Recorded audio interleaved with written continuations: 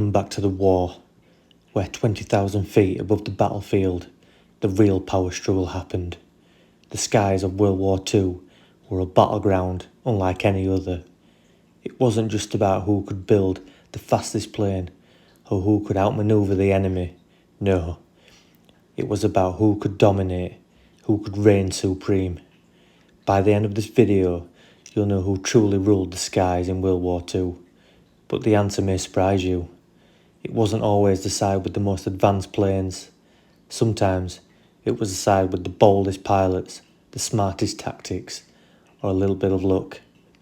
Let's take off on a journey through the most iconic fighter planes of World War II. Join us at Legacy of War and find out which one had the edge and which fell from the clouds.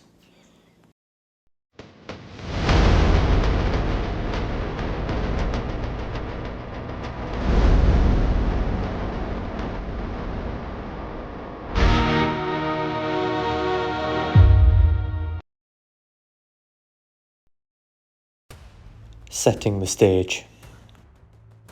The importance of air superiority was a game changer in World War II. It wasn't just about bombing runs or reconnaissance. Fighters were the knights of the sky, protecting bombers, engaging enemies, and ensuring that the army below had the advantage. Whoever controlled the skies had a clear path to victory. But the question is, how did the different nations rise to this challenge?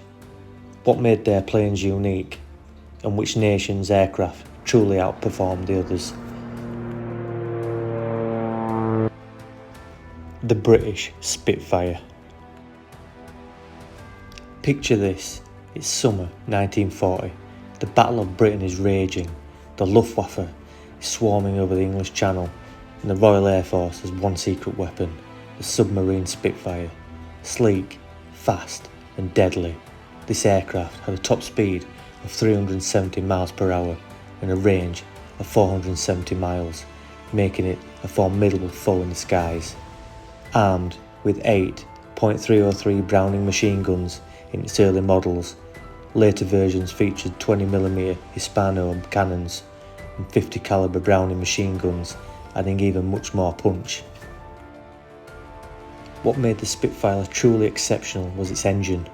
Powered by the legendary Rolls-Royce Merlin engine, the Spitfire excelled at high altitudes and could reach incredible speeds. The Merlin engine was one of the finest of its time, providing unmatched performance and reliability.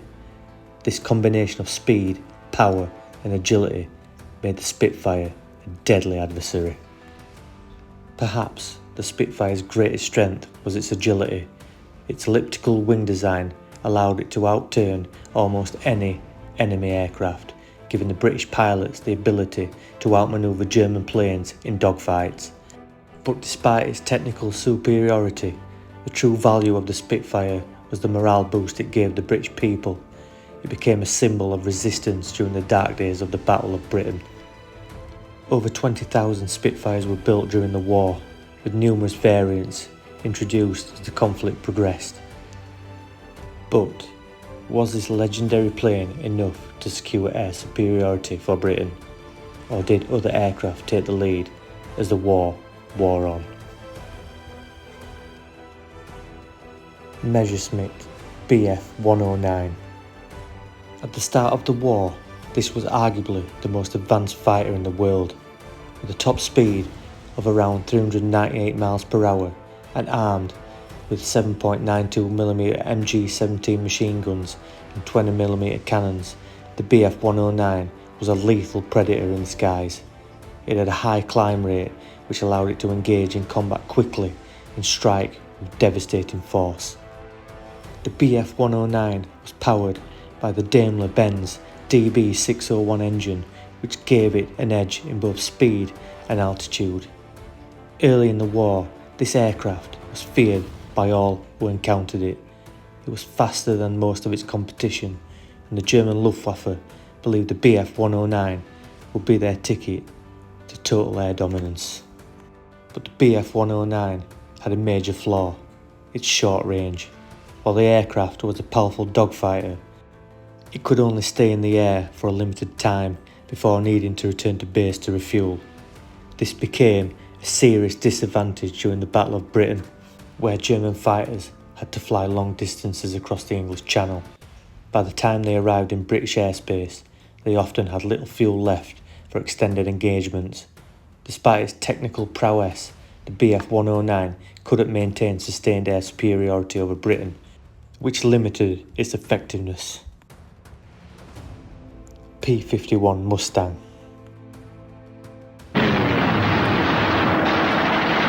The P-51 Mustang, often hailed as one of the best fighter planes of the war, if not the best. But it didn't start out that way. Early versions of the Mustang were underpowered, with disappointing performance.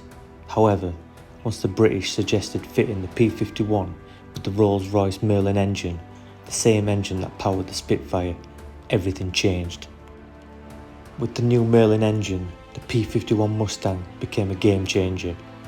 It had a top speed of 440 miles per hour, a range of over 1,300 miles, and was armed with 6 50 caliber Browning machine guns.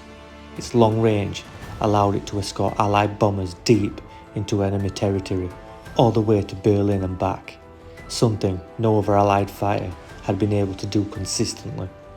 This extended range helped the Allies neutralise the Luftwaffe's threat and achieve air superiority over Europe.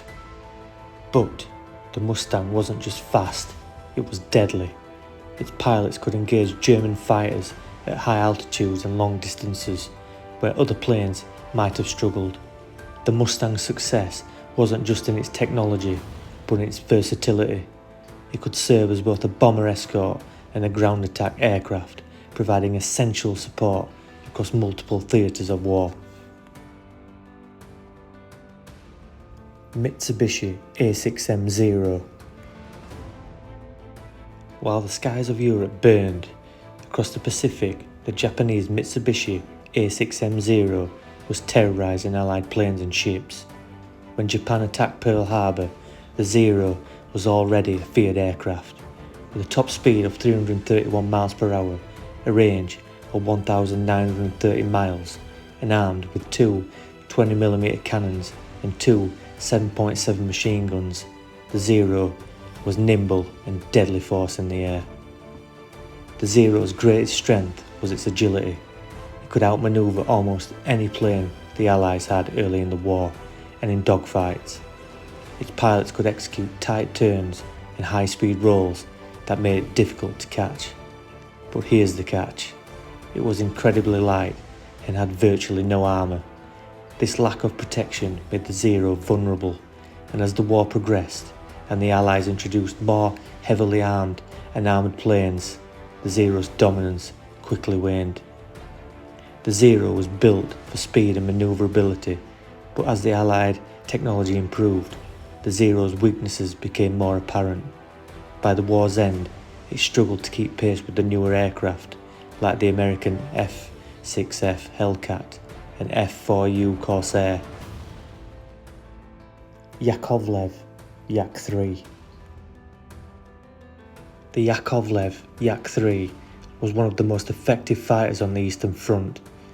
With a top speed of 400 miles per hour and armed with a 20mm cannon and 2 12.7mm machine guns, it packed a punch in combat.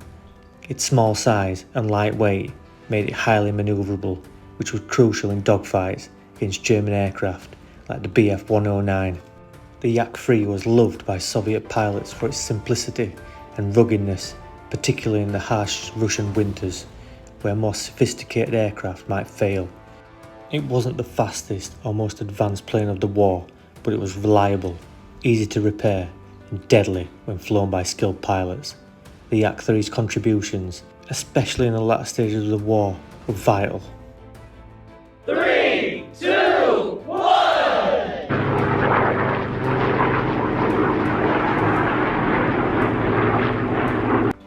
So, who ruled the skies in World War II? Was it the Spitfire, with its elegance and speed? The Mustang, with its long-range punch? Or was it the Zero, at least in the early years of the war? Let us know your thoughts in the comments below.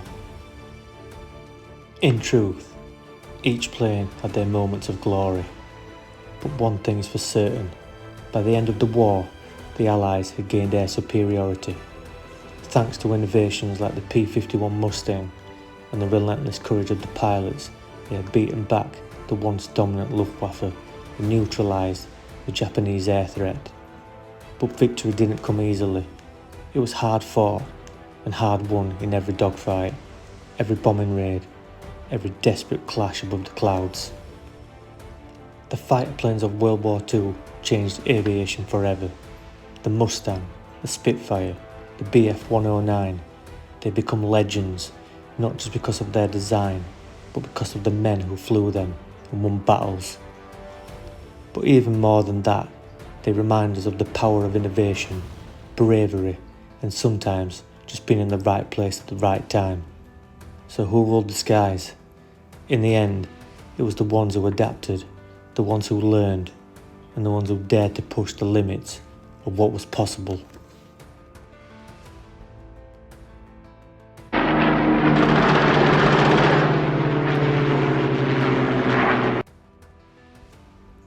Thanks for watching. Don't forget to like and subscribe, and I'll see you in another video.